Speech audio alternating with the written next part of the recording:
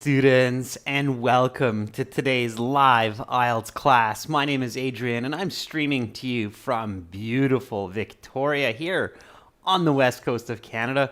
I hope everybody's weekend is off to a great start. You're staying healthy, staying strong. This class, everyone, is a questions and answers session about the IELTS exam, talking about how to get a band 9. We can talk about English, we can talk about grammar, vocabulary, and of course about the IELTS exam. This is a members chat class. Everybody is welcome to watch. There will be lots of good information to pick up. To become a member of our channel, just simply click the join button beside the subscribe button on the channel. If you don't see that button, you can send me an email, and if you have questions, by all means, send that email, adrian@aehelp.com. While we wait for our members to join into the class, this lesson is presented to you by aehelp.com. That's academicenglishhelp.com, where you can get lots of answers and help for your academic IELTS exam, including videos, practice exams, a fully interactive course with strategies, skills, and information. For the general IELTS, check us out at IELTShelp.com. That's generalieltshelp.com. While we do wait for those members to join up, let me just show you those websites real quick. This is our academic IELTS website here with the blue background. You can click this big red button to join the premium package.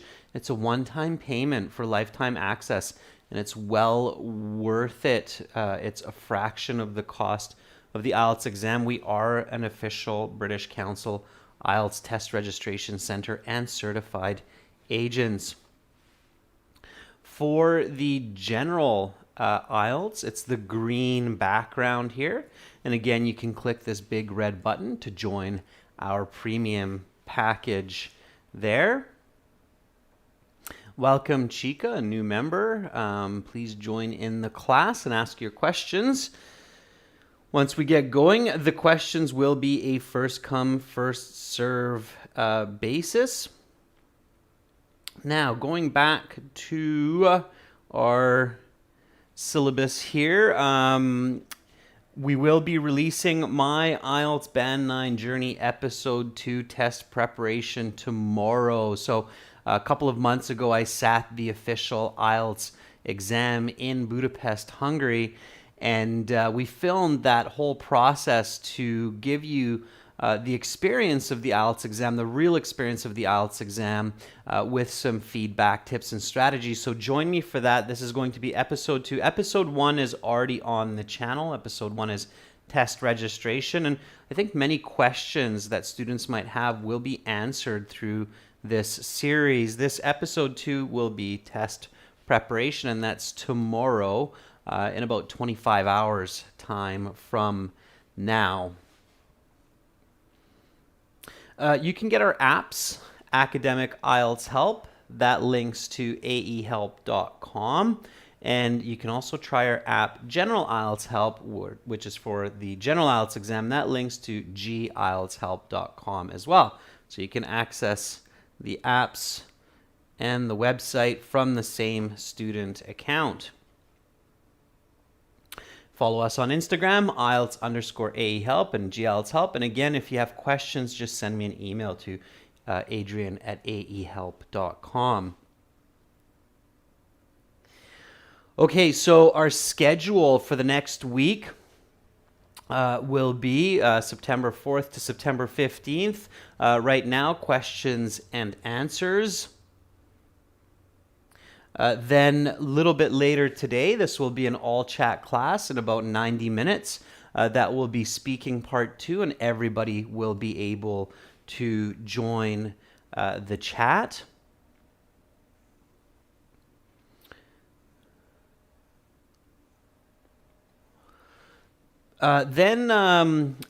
So tomorrow until Tuesday, there's no class, but again, tomorrow we will have that new HD release, that premiere on the channel. Okay. And then I will be back on the 8th for live classes. That will be speaking part 1. That will be for everyone. And then we'll have reading, speaking. This schedule will be up on our YouTube community post, so you'll be able to see it later today, so you can keep track of it. And then just an important difference for next week. So next week on Saturday, on this day, we usually have classes, but next week we won't have classes. I'm taking a short trip on Saturday, so pay attention to that. And then on the 15th, I'll be back with speaking part 1 as well. Okay. So let me just quickly see why I'm not seeing any of our members joining in here. Okay. All right.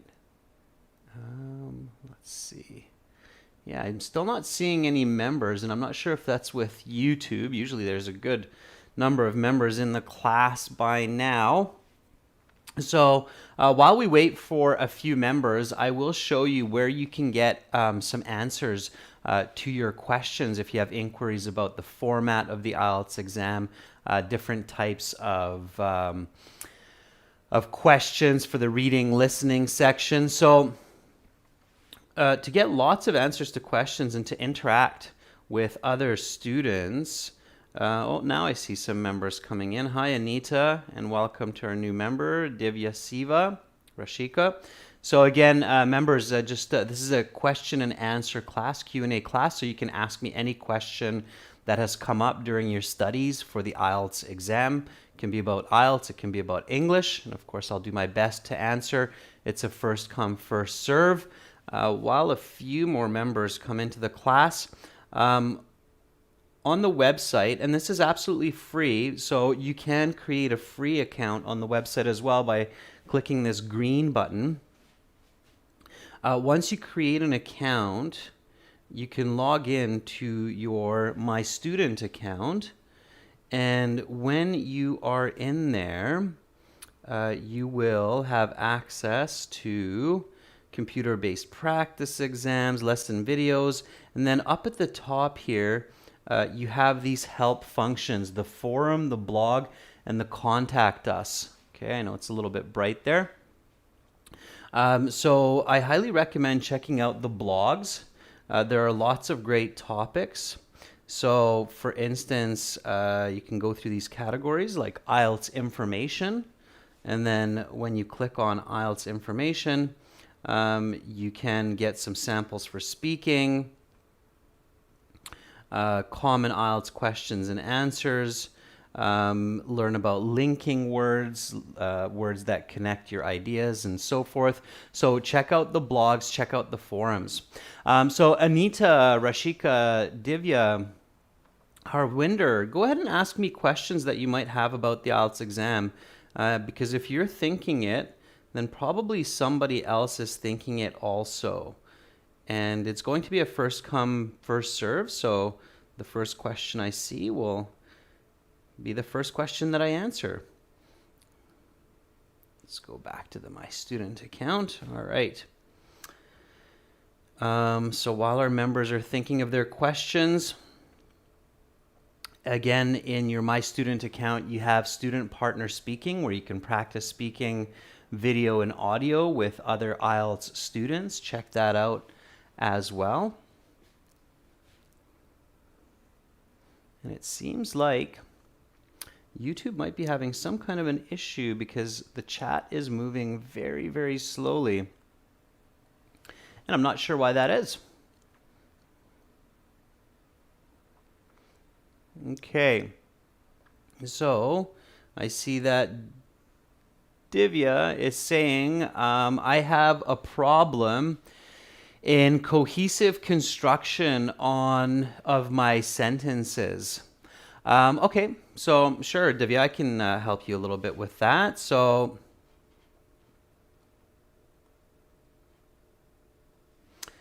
let's first discuss what that is. Yeah, absolutely, Divya. So Divya says, How can I make my writing more cohesive? That's the question I believe you're asking me. Okay. So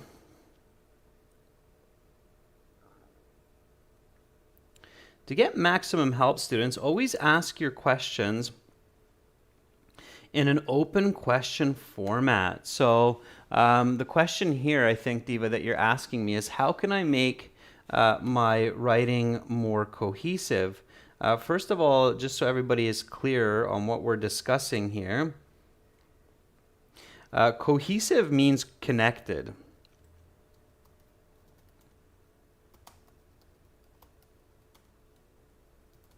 Or glued together.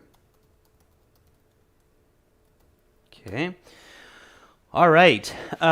So very good question, Divya, and it's a very important one because cohesion in speaking and in writing is an extremely important part of getting a high band score.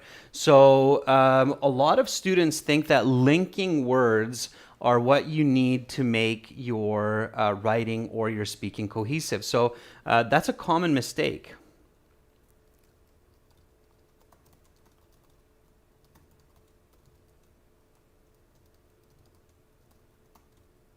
So students think that linking words like however and therefore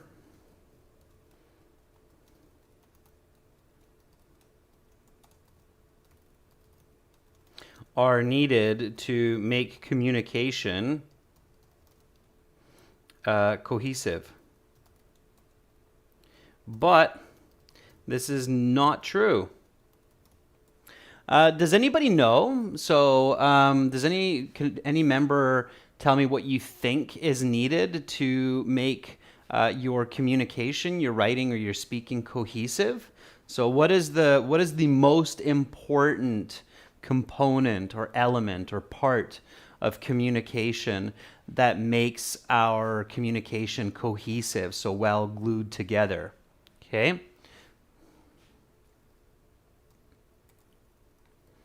Okay. The number one way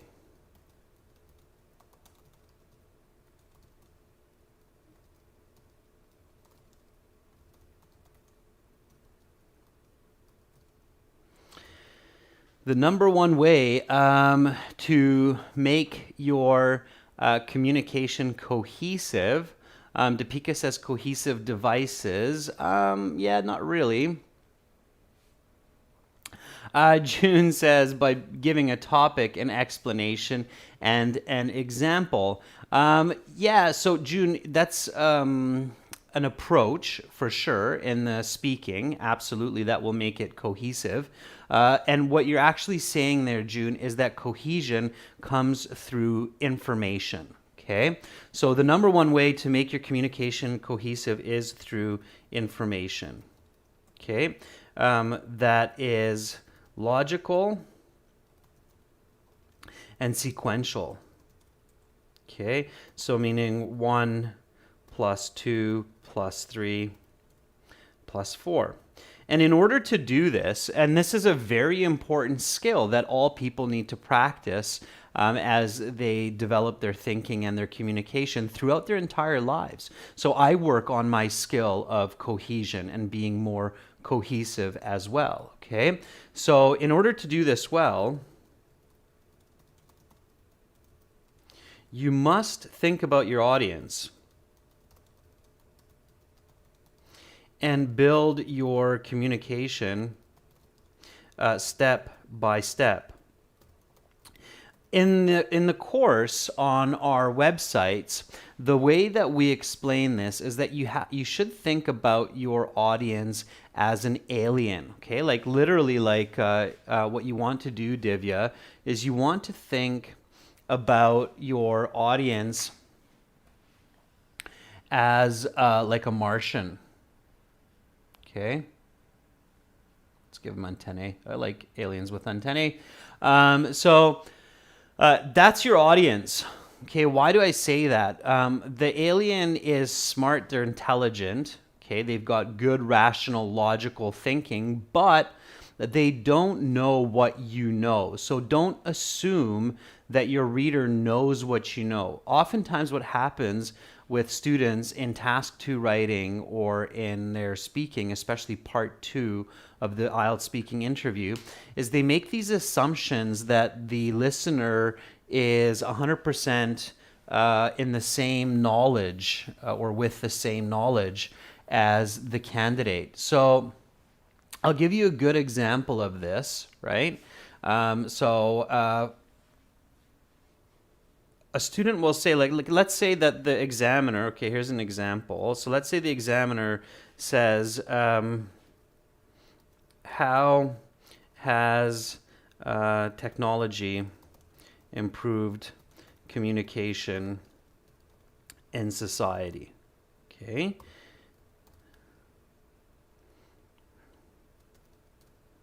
So this is the examiner. It could be a task two question as well, so you could think about this as speaking or writing. Okay. So what a student will say is they'll say something like this. Okay, the student will answer like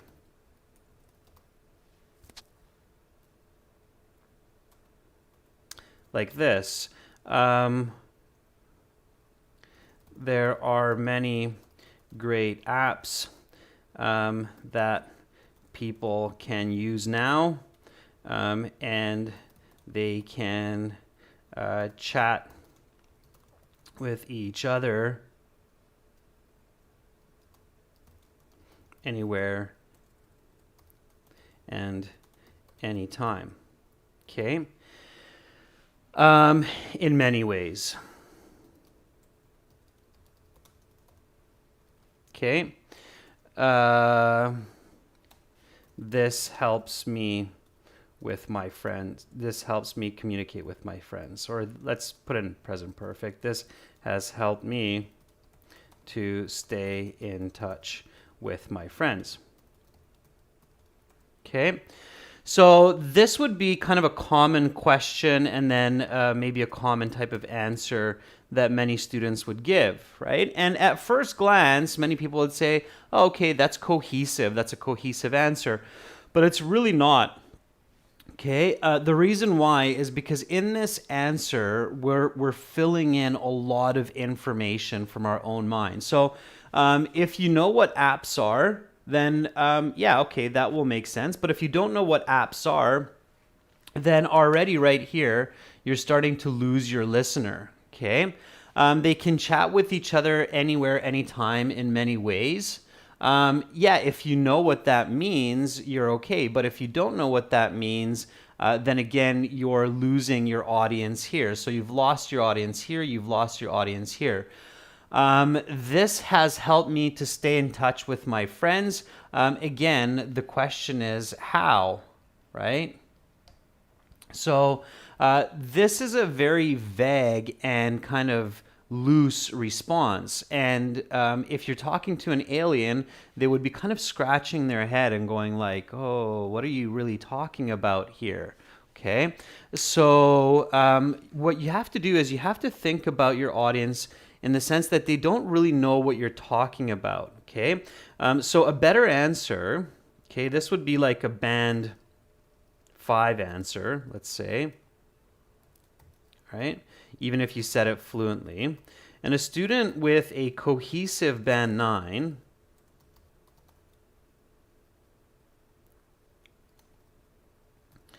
would answer something like this. And again, you can imagine that this is in writing or in speaking, okay? So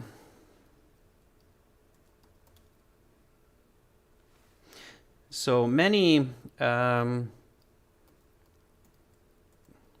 kinds of computer software have improved the availability and method of communication among people by allowing individuals to use mobile devices such as phones to video and audio chat with each other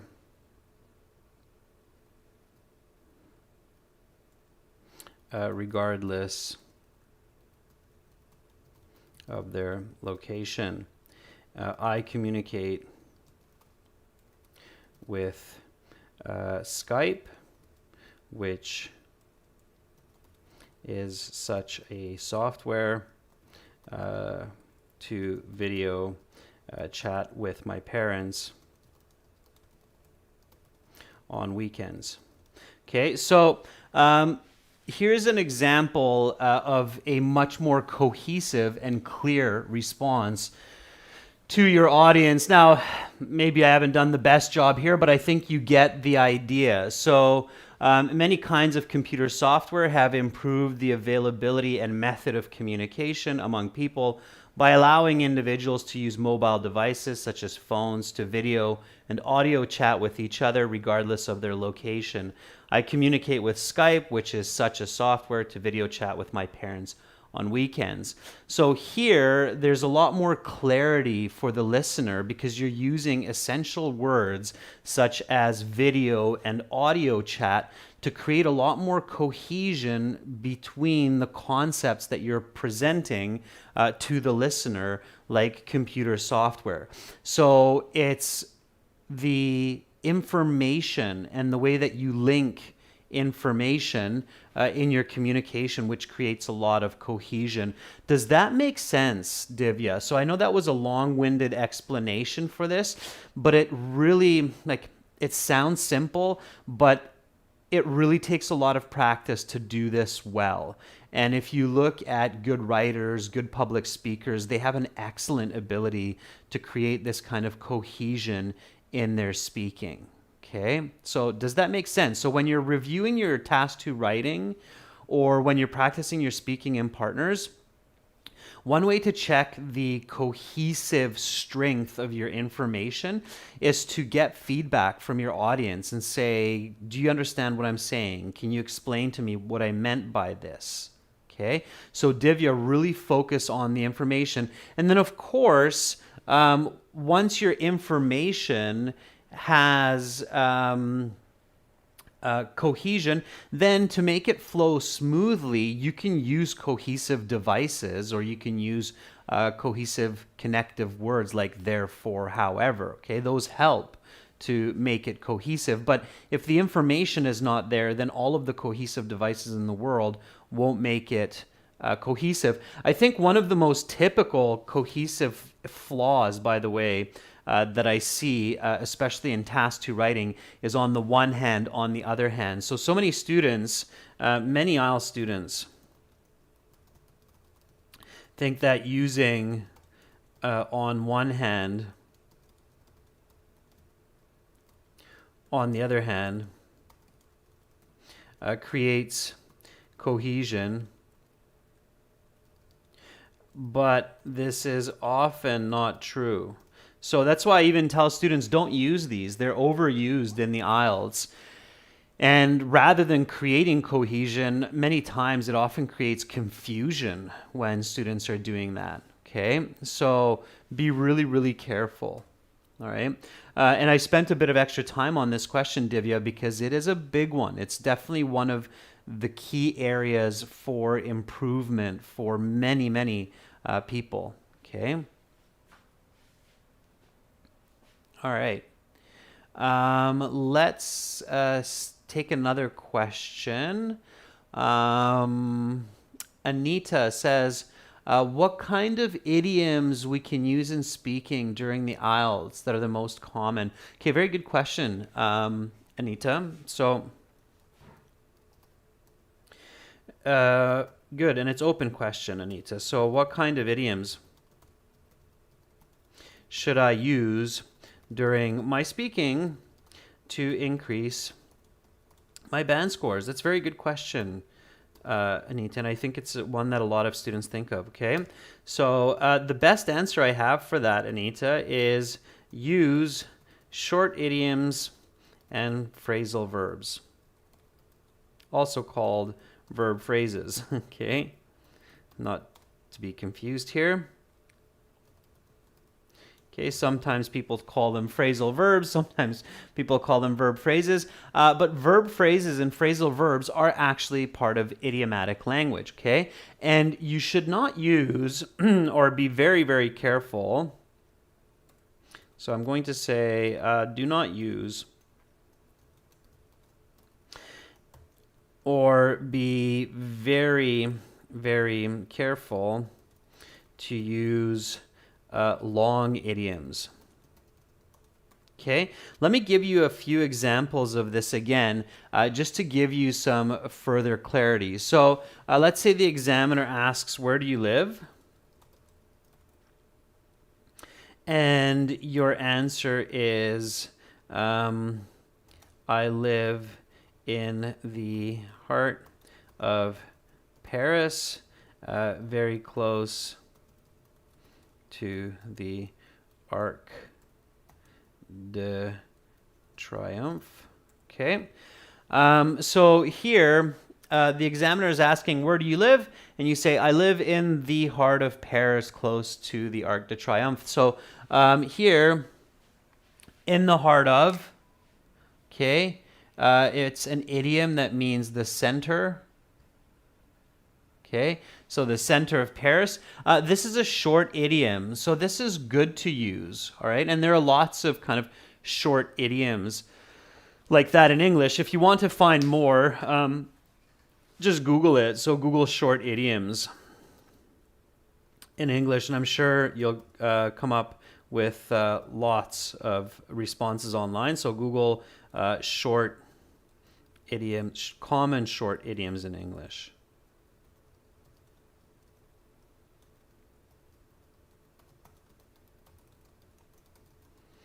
Okay, so Google that phrase, common short idiomatic language in English.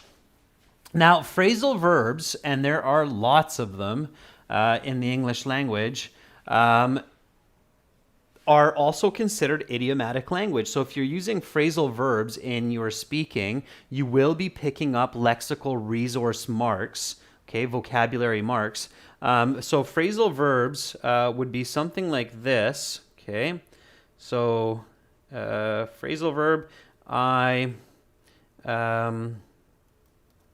ran into my friend at the mall yesterday, and we had a good chat. Okay, so here the phrasal verb is ran into.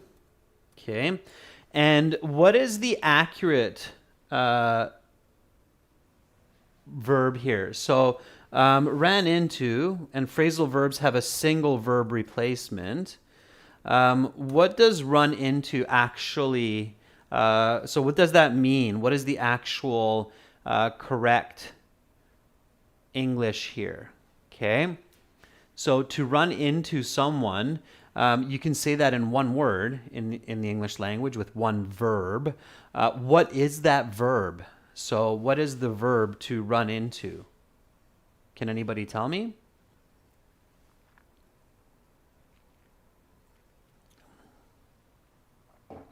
So if I say I ran into my friend at the mall, I haven't seen my friend in many years since we graduated high school. It was a good...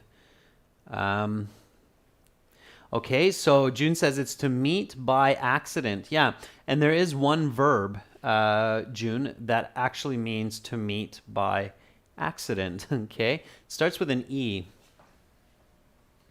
It's a little bit of a tricky one, but I'm sure many of you actually know it. And the question is, do you use it, right? So, Divya, no, it's not went along. Starts with an E. The second letter is an N. That's it, Natalie. Very good, June. It's encounter. When you encounter someone, it means you run into them. You meet them by accident.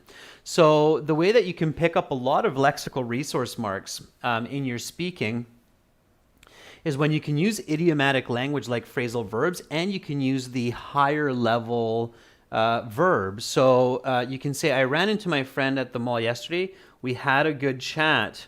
During our encounter, I had learned that she has become a doctor and a mother of two. Okay, so here in my speaking, I'm using the idiomatic language to run into. And then I'm also using the equivalent paraphrase to encounter. And when you do that, that creates clarity. By the way, Divya, that's another way to create cohesion, is to paraphrase, okay? So when you create cohesion in your communication, you can do that by saying a statement like this one, and then you overlap the statement, okay?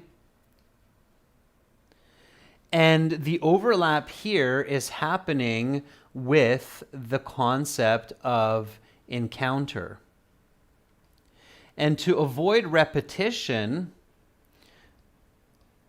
we use the verb and the phrasal verb to kind of shadow the two statements. So I ran into my friend at the mall yesterday and we had a good chat. And this here is my shadow. So during our encounter, I had learned. So that's also creating more cohesion. And again, I'm creating that cohesion with information, with paraphrased information. Okay. Does that make sense, everyone? So this is kind of hitting two birds with one stone, where I'm explaining the idiomatic language that you can use in your speaking. And at the same time, I'm also showing you a little bit more about how to create that cohesion in your communication. Okay, so phrasal verb, exact verb, reiterating the concept, creating that shadowing between the two statements. Okay, everybody gets that? All right, Rashika says yes. Okay, now you probably caught that idiom that I just used there as well, to hit two birds with one stone.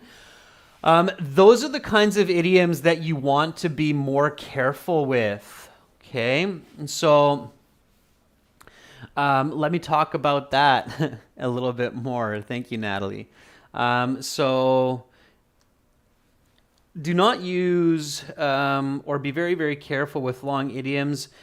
Sometimes students do this and they feel forced. So I just used the idiom to hit two birds with one stone. This idiom means to achieve multiple goals with a single action.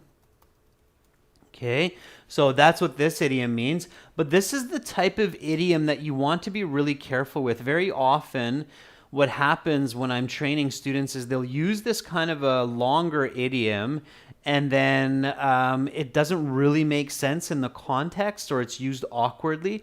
It's quite challenging to use long idioms accurately, and the examiners don't expect you to do this. So there's no expectation in the speaking that well, if they don't use at least one lengthy idiom, then they can't get band 9. That's not true. You can get a band 9 without using lengthy idioms, okay? So lengthy idioms are very frequently used in awkward and incorrect ways by candidates. So that's why I kind of just suggest to avoid it. Okay. And definitely one point to mention here is do not translate idioms from your own language. That usually does not end well. Okay, I've also heard that. I know many students don't do that, but some students have done it and they've sure tried it. So they'll say something like, the tiger jumped over the moon before I was able to go to my friend's house, and the examiner's kind of blinking with these big eyes and being like, the tiger jumped over the moon before you went to your friend's house? What? Definitely don't translate, okay? There are idioms that are common among languages, but yeah, don't go there, okay? All right, so let's see, a couple more questions. All right, I hope that's clear regarding idioms. Okay, that was Anita's question. Harwinder says, like in task 1, suppose the line, the decrease was gradual in 2005. Isn't it wrong? Shouldn't we replace it was by is? Harwinder, okay, so your question, to be a little bit more specific here. So Harwinder is asking, what verb tense should candidates use for academic IELTS Task 1 graphs and charts? Okay, that's a very common question. I get it all the time. Harwinder, it's a good one, okay? There's a very simple answer to this, all right? So if you're referring to the time,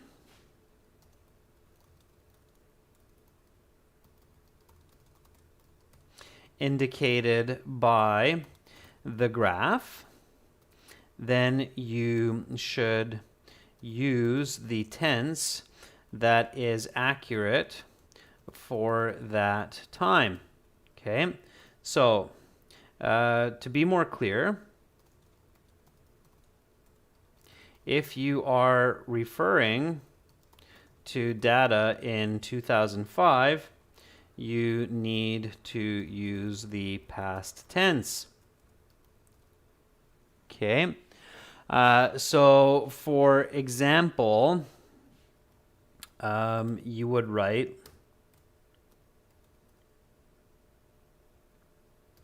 in 2005, and you might even use past perfect if you've got two past locations, okay? So in 2005, there had been greater sales of coffee than in 2009. All right, so here I'm using past perfect, passive, because we don't know who's doing the sales, and I've got two locations that are both in the past, so that's why I'm doing that. This one is preceding this one. So in 2005, there had been greater sales of coffee than in 2009. I'm referring to those times. Those times are in the past. I'm using the correct tense structure to refer to a past event that happened before another past event. If I'm simply referring to just one past event, I would say in 2005, there were greater sales of coffee. Okay. Now, if I'm referring to the graph, and this is where Harwinder, a lot of people get confused, right? So if you are referring to the graph itself, you need to use the present tense, as the graph holds a general truth that is the same now and in the future. Because if I look at the graph next week, it will still show the same information. Okay, So the example here is the graph shows that in 2005 there are more sales of coffee than in 2009. So notice here the subject changes, right? Because I'm talking about the graph showing, and shows is in the present tense, and what the graph shows is in the present tense because it's showing that right now, okay? Does that make sense? So if you refer to the graph, use the present tense because it's generally true, since the graph will hold that information today, tomorrow, and the next week. If you're actually referring to the year, then it's better to use, of course, the past tense because you're actually referring to the context of time itself. Okay? Does that make sense? So Natalie says clear. Good. Here's a question for you. Which one's better?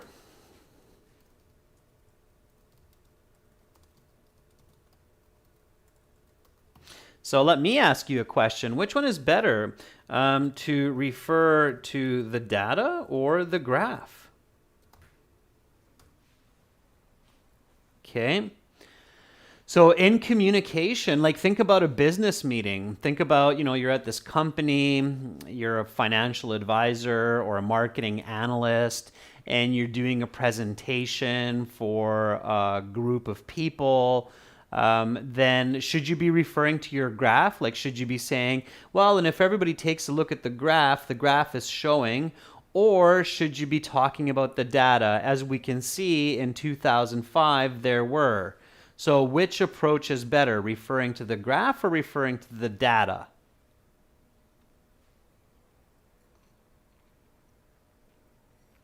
Natalie says the data is better.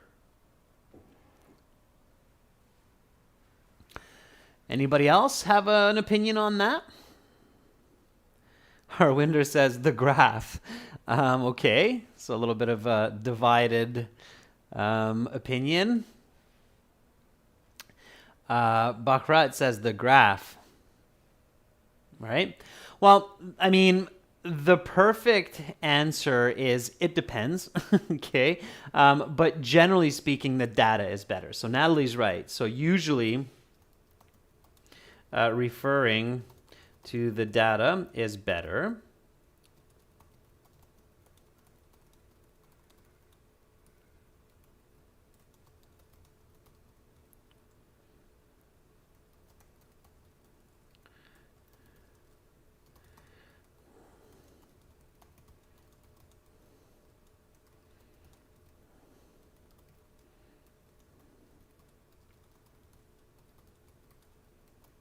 Okay, so life is interesting, and there's a lot of psychology involved in communication, of course, as you can imagine. So usually referring to the data is better, especially when the presenter believes in the data. So if it's the data that you collected, you believe in it, you want to take ownership of that data. So you will say, in 2005, we can see that our stores had more sales in coffee. These were improved by certain types of marketing strategies. Okay, so I'm referring to the data. But if I don't believe in the data, then I'm going to refer to the graph because I want to distance the information from myself. Okay, so I'll say something like, even though the graph shows that there is more sales in 2005, we have recently discovered that this is inaccurate because, okay, so I distance the data from my own thinking. And the way that I can do that is by referring to the graph rather than the data. Okay, so does that make sense? Okay. So if I don't agree with it so much, I'll talk about it more as this graph does that graph does that, but we don't really like this information. If I agree with it, then I'll say that in this year this happened, in that year that happened. Okay, so it's strategic communication. With the IELTS, it's usually better to refer to the data because it's better interpretation. Okay.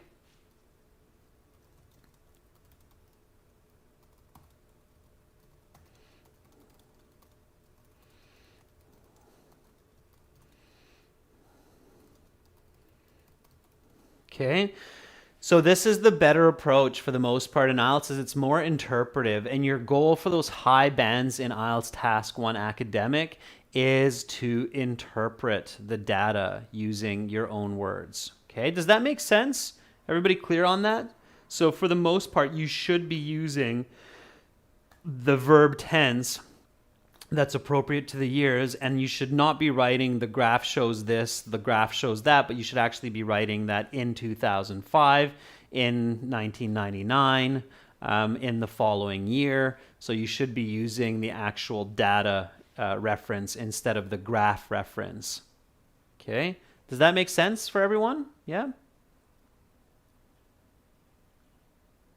Okay, Natalie says, very useful. Okay, good.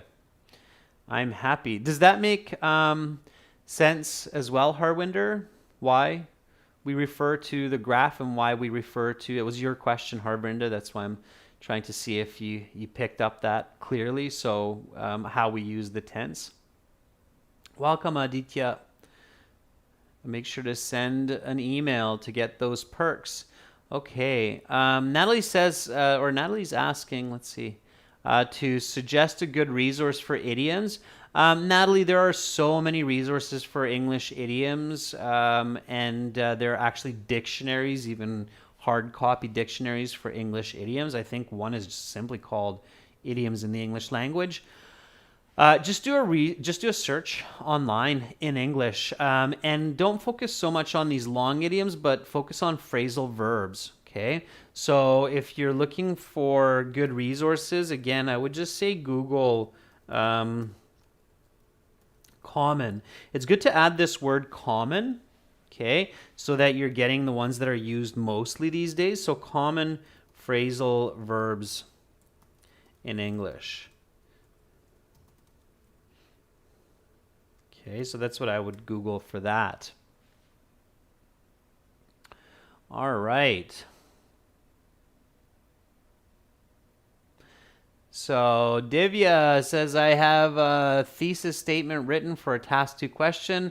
Some people who have been in prison become good citizens later, and it is often argued that these are the best people to talk to teenagers about the dangers of committing crime. Agree or disagree? That's an interesting one. And do you have the thesis for that, Divya, or no? If you don't have the thesis, instead of me giving you the thesis for something like that, try the thesis and send it to me. Okay, so it's a good question, and it's a little bit of a strange one, but it's a good question. Divya, try the thesis statement and send it to me, to adrian@aehelp.com, and we'll get back to you, and we'll let you know if you're on the right track or if you need to improve, and then I'll send you a sample thesis statement as well. Okay, students, I'm going to stop there for today with the question and answer session. Thank you so much for your questions, members, and your support as well. Welcome to our newer members. I see that we have a few of them. That's fantastic. Make sure to also send me an email so we can hook you up with your tier perks. So Aditya, you have access to our videos, requests, and exams, and that's fantastic. So send us an email so we can hook you up with those perks. And I'm going to be back in about 30 minutes with speaking part 2, a cue card. We're going to look at the questions, come up with the correct strategy and response. You're very, very welcome, Natalie. Rashika. Anthony, good luck on your IELTS test tomorrow. Harwinder, I see that you're crystal clear now on when to use past versus present tense in task 1. So that's great. Okay.